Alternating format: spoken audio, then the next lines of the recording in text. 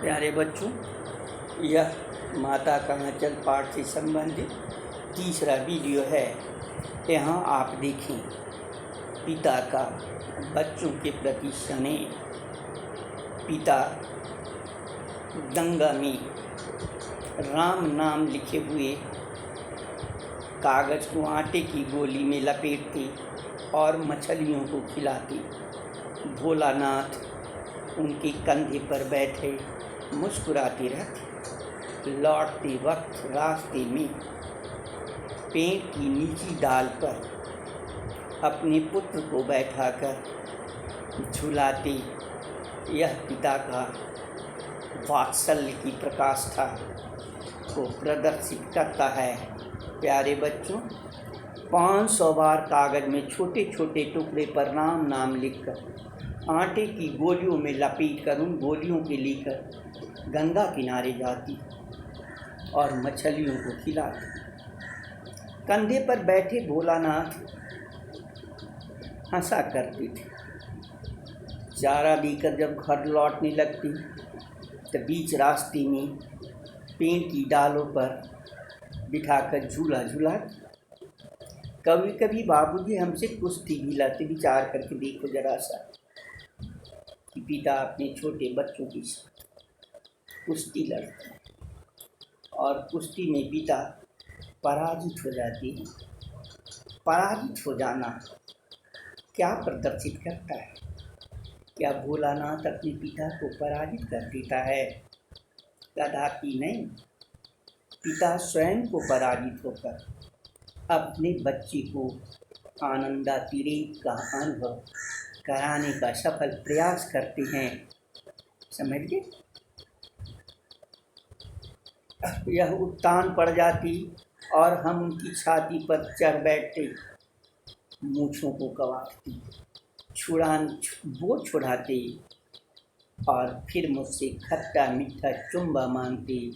हम बारी बारी अपनी दाएं और बायां हाथ उनकी गाल मुंह की ओर फेर देती।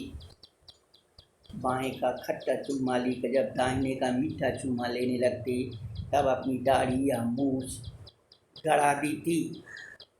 हम झुंझलाकर फिर उनकी मूछ नोचने लगती थी।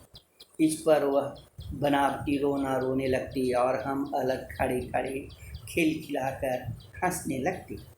यहाँ जो शब्द चित्र उपस्थित किया गया है वह शब्द चित्र पिता का अपने बच्चे के प्रति अगाध स्नेह को प्रदर्शित करता है।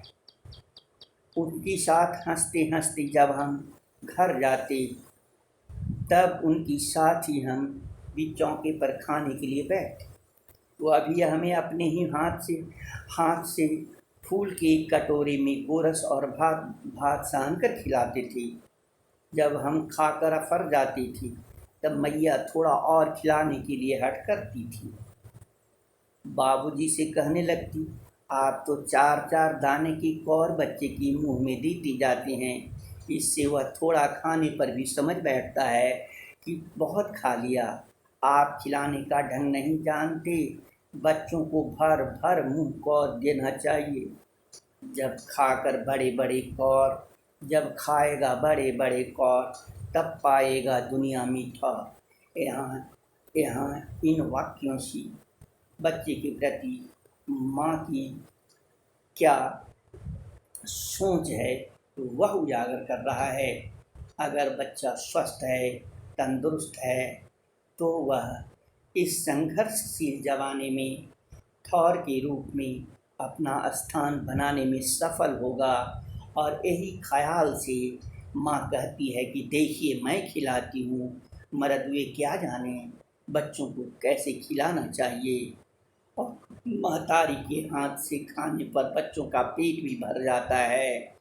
यह कहकर थाली में दही भात शांति और अलग अलग तोता मैना कबूतर हंस मोर आदि की बनावटी नाम से कौर बनाकर यह कहते हुए खिलाती जाती कि जल्दी खा लो नहीं तो उड़ जाएगा। पर हम उन्हें उतनी जल्दी उड़ा जाते थे कि उन्हें उड़ने का मौका ही नहीं देते थे। अब विचार करो सभी चिड़ियों के चट करने के बाद बाबूजी कहने लगते, अच्छा अब तू राजा हो, जाओ खेलो।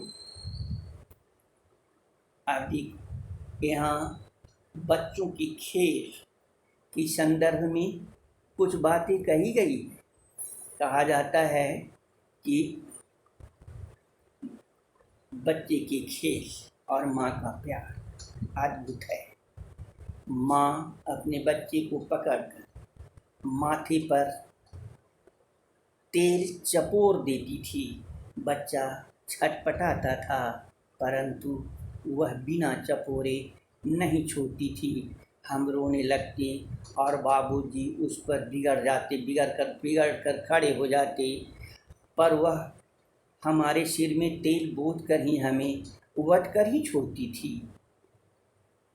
फिर हमारी नाभि और लिलार में काजल की बिंदी लगाकर चोटी गुट्टी और उसमें फूलदार लट्ठे बांधकर रंगीन कुर्ता टोपी पहना देती।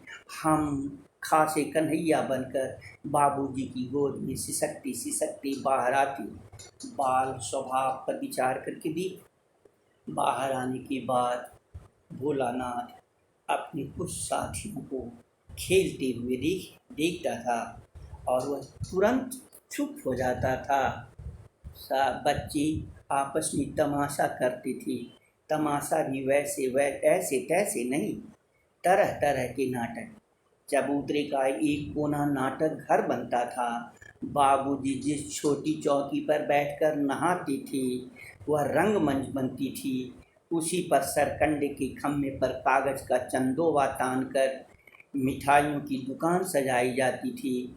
उसमें चीलम के खोंचे पर कपड़े के थाल में ढेले लड्डू, पत्ता की पूरी, कचौरी, गीली मिट्टी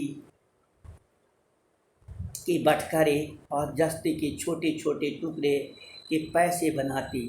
सभी लोग हम ही लोग खरीदार और हम ही लोग दुकानदार। बाबूजी भी 2-4 गोरखपुरी पैसे खरीद लेते थे।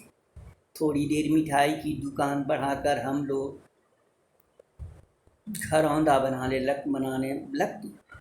धूल की मेड़ की दीवार, चूल्हा, चक्की, दिए, कढ़ाई और बाबूजी की पूजा वाली आचमनी कलछी बन जाती थी। तब बाबूजी धीरे धीरे आकर 5 के अंत में जीमने के लिए बैठ जाते थे। उन्हें बैठते देख हम लोग हंसकर और घरौंदा बिगाड़ कर भाग चलते थे। वह भी हंसते हंसते लोटपोट हो जाते और कहने लगते, फिर कब भोजन बनेगा भोलानाथ। कहानी आगे बढ़ रही है। कहता है कभी कभी हम लोग बारात का भी जुलूस निकालते थे। छोटे बच्चे को देख बड़े लोगों के कार्यों का अनुकरण की प्रवृत्ति बच्चों में ज़्यादा होती है। देखो एक क्वेश्चन यहाँ उठता है, बच्चे में किस चीज़ की प्रवृत्ति ज़्यादा होती है। तो यहाँ उत्तर आता है स्टेट वेव में, बच्चे में अनुकरण की प्रवृत्ति ज़्यादा होती है। यहाँ देखो बारात का जुलूस निकाला जा रहा है, कनस्तर का तंबूरा बजता, अमूले को घिसकर सहनाई बजाई जाती, टूटी चूहेदानी की पालकी बनती, हम समधी बनकर बकरे पर चढ़ होते और चबूतरे के एक कोने से चलकर बारात दूसरे कोने में जाकर दरवाज़ा लगती थी। यहाँ काठ की पटरियों से घिरे, गोबर से लीपे, आम और सरकंडे की टहनियों से सजाए हुए छोटे आंगन में कुल्हिए का कलसा रखा रहता। वहीं पहुंचकर बारात फिर लौट आती थी।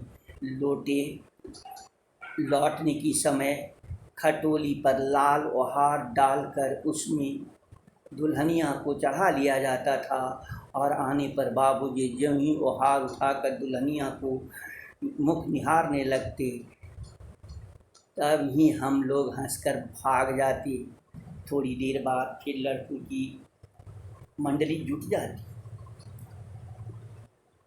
नई जमात अब खेती करता, बस चबूतरे के एक छोर पर घिरनी गड़ जाती थी और नीचे गली कुआं बन जाता था और वहाँ से पानी खींचने का प्रयास खींचा जाता था, मोट खींचने लग जाती, चबूतरा खेत बन जाता, फसल तैयार होती देर न लगती और हम हाथों हाथ फसल काट लेते।